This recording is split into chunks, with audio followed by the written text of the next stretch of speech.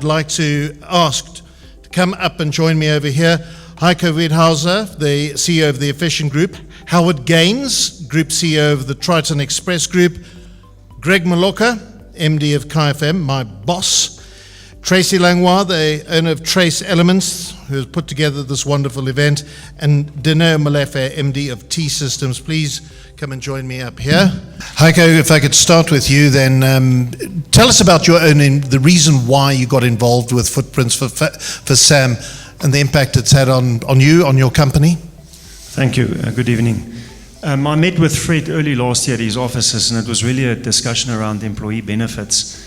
And when the discussion got to medical aid, he told me the story, and I asked him to ask Melissa to come and see us, and a few of our employees and myself met with Melissa, and she presented what they were doing, and we were immediately captured by what she was busy with. Having been through that personally herself, we deal with a lot of requests for support, and but these were people that had been through something quite dramatic.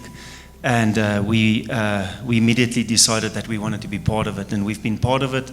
And last year we attended the function, and after that function we were very keen to become a lot more involved. We now sponsor the second vehicle, and we are regularly interacting with Melissa and her team to see where else we can do something. Okay, why would you recommend, and how would you recommend other donors get involved? For us as a corporate, it's very important that there's good governance. We get our reports. We are kept up to date with what is happening. We're very comfortable. There's a lot of trust, and those things are important. So we're very comfortable with the way things are being done. Same question to you, Howard, about how you got involved. Why did you decide to get involved? Our relationship stems way back from a business relationship with the Accentuate Group, with Floorworks and Safik, and it's going strong now for 14 years. But knowing the Platt brothers for 14 years, you get to know them on a personal level, and the story of Fred and Melissa really touched our lives. And our late CEO and founder Eric Kubishli was very moved by it, and he brought it to us. And I must say, as a team and as a management team, we all saw the great need that was out there, and we've all got behind it. Triton Express being a national freight transporter, we are in all the main centers, and it really is not a hassle to deliver buckets for this kind of organization. You know, it's really important that when you give something to an organization, you see what it's doing, and we're proud to be here today to see the difference that Footprints for SAM is making in so many people's lives. Why should people be involved? Why should people donate money, expand the horizons of this foundation? So from a business perspective, I'm sure we saw there's a level 1 BEE, so you do get that recognition in terms of your spend. So I mean, if you're in business today, you know it's hard to find a level 1 BEE organization, and if you do find it, you really want to know your money is being spent well. So I can say with Footprints for SAM, you are very much guaranteed that your money is going to the right place. And from a social and a community point of view, we're making a difference with Footprints for SAM, Triton Express partnership. We are making a difference in this world. Tracy, why are you involved? Oh, it's a no-brainer, David. How could you not want to be involved with such an amazing organization like this?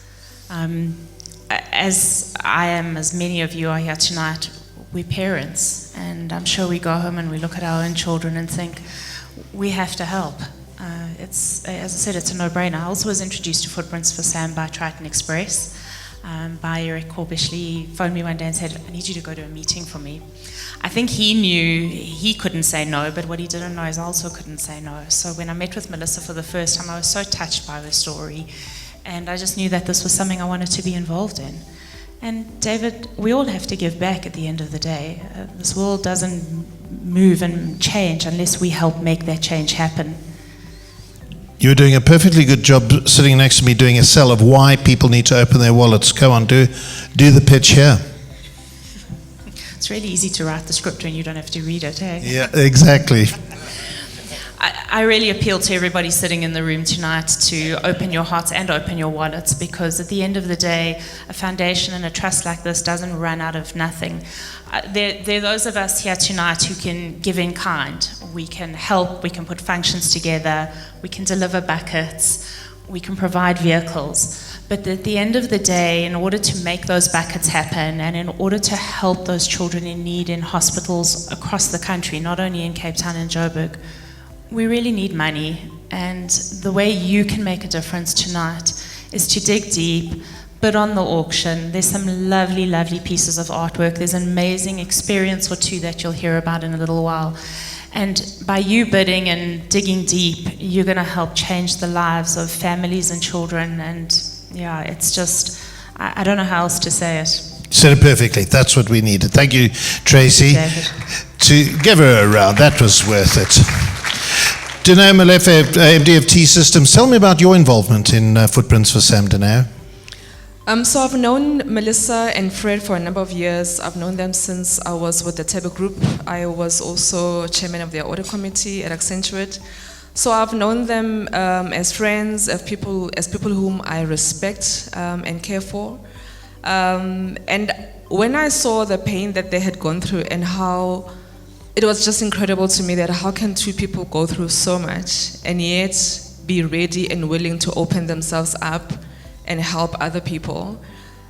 That on its own was just something to be applauded. And I felt that as a parent, as a mother, as an aunt, I can't not be part of this. This could have been my story.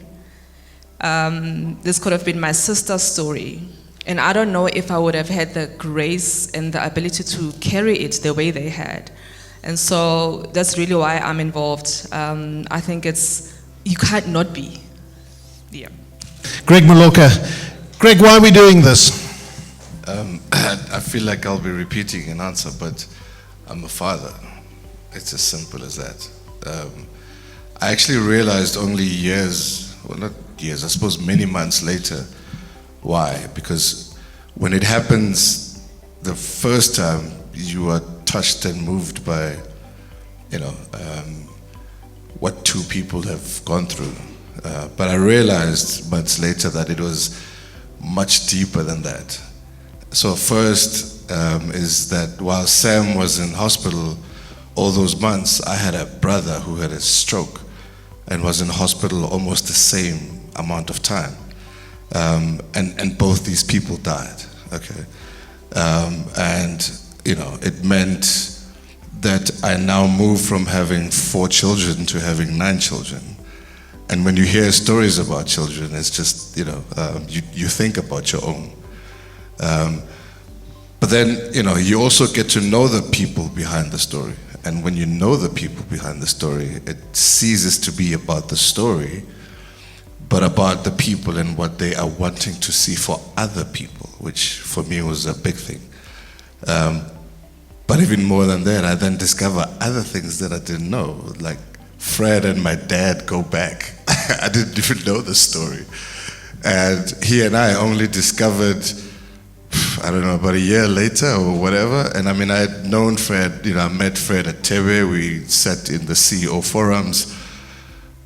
So at a business level, we were the 2 naughty boys in that meeting. Generally, we made the most noise and, I suppose we're the funkiest as well, I suppose. So they're family to me, They much more than just, 2 people who've gone through a difficult time. In fact, they are 2 people who hold a light to many other children. And that's really how we choose to see them. My thanks to all 5 of you. Thank you so much. Please join me on stage. Professor Ashraf Kavadia, Professor Mignon McCulloch, Sister Jane Booth, and Dr. Michelle Mayron. Come and join us. Ashraf, good to see you. I've known Ashraf for a number of years.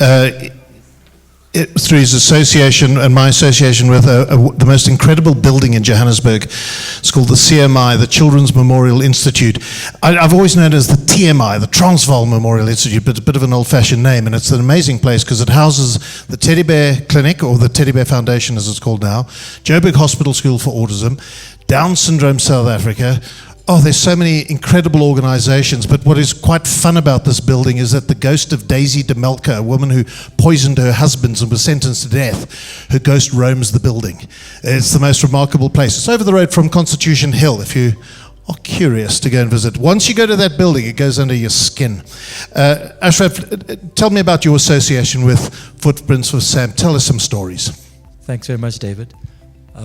I met Melissa and Fred, I think in March 2018, a year ago, when there was a conference in Johannesburg called Risky Business, and Melissa and Fred gave their story at the conference. It was very moving. It was a conference really for mostly healthcare providers, and I felt moved, very, very moved, because I actually felt as a healthcare provider, we were letting people down, and I felt that there was a need to try and set up some connection with what they were trying to do, because I think what they were trying to do was to do all sorts of things in terms of making it different for other parents and other families and their experiences. And I felt that we could partner as healthcare providers, as trainers in the universities around how the message could be different, and that healthcare providers like ourselves could, reconnect with parents and families in a way that was more human than just the way it happens. And so, that's how we got to talk and formed relationships and had so many plans and so many ideas.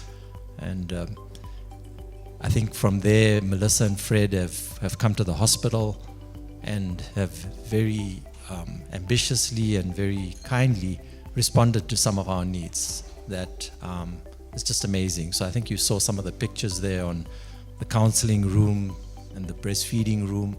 That's just completely changed the way we function in a government hospital. I think you've answered the next question, which I was going to ask you, is why people should open up their hearts and their wallets. I think look at those pictures and see the work that's been done. Let's add to that. Let's expand it.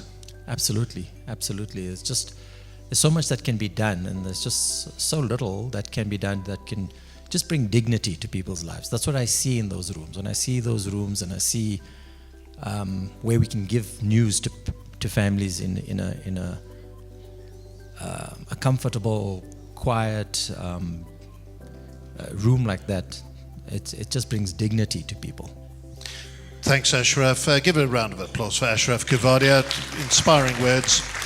Sister Jane Booth, next to Ashraf there, who tells me her son actually works on a radio station at the Red Cross Children's Hospital. So immediately my boss goes, that's interesting. We might be doing something there. Jane, tell me some stories about Sam, your own involvement, your association with Sam. Hello, so I'm a nurse.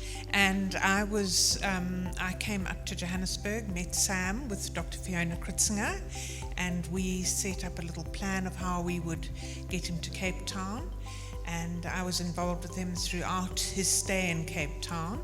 And then after that, the amazing thing for me, so I'm answering your second question. Oh, you take it in any order you like, Jane. Is that this couple, instead of giving up and leaving and never hearing from them again, they stayed in touch. They rose up. They took the challenge of the experience that they had had, which was a very, very traumatic experience. And they decided to do something to help other families. And Fred and Melissa presented at a number of forums their story, and particularly forums where healthcare professionals are the audience. And it's helped them to understand and put into action many plans on how to improve conditions for children not only in the government sector, but in the private sector too.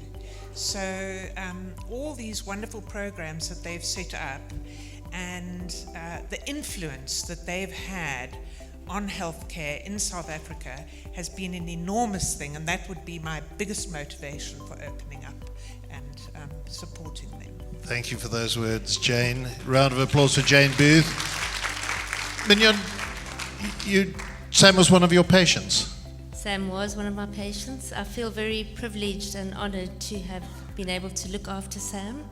It was for a short while, but he's an interesting little guy who had very captivating eyes. And Fred always says that he kind of drew you into his eyes, and he really did.